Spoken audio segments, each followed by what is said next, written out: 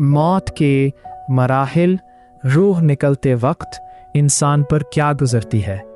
एक सच्ची याद दहानी मौत एक ऐसी अटल हकीकत है जिससे कोई इंसान इनकार नहीं कर सकता।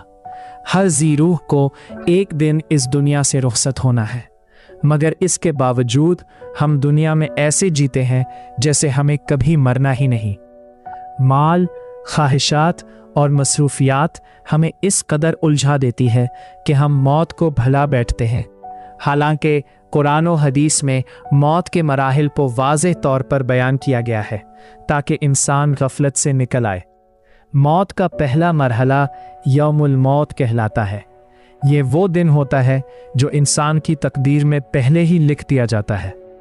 इस दिन इंसान बज़ाहिर मामूल की ज़िंदगी गुजार रहा होता है, मगर उसे मालूम नहीं होता कि आज इसकी ज़िंदगी का आखिरी दिन है। इसी दिन अल्लाह ताला फरिश्तों को इसकी रूह कब्ज़ करने का हुक्म देते हैं। नेक इंसान के दिल में सुकून उतर आता है, जबकि गुनाहगार के दिल में घबराहट और खौफ पैदा हो जाता है। दूसरा मरहला रूह के जिस्म से आहिस्ता आहिस्ता निकलने का होता है। सबसे पहले पाँव सुन्न होना शुरू होते हैं, फिर ये कैफियत टांगों तक पहुंचती है।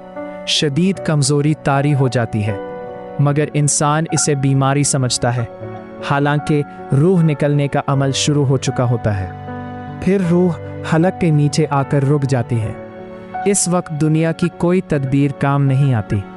कुरान में फरमाया गया है कि एक पिंडली दूसरी पिंडली से लिपट जाती है, यानी जिस्म का निचला हिस्सा बेजान हो जाता है।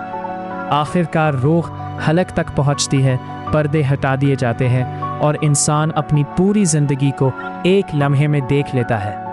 नेक इंसान के लिए ये लम्हा खुशखबरी का होता है, जबकि गफलत में जीने वाले के लिए हसरत और निदामत का।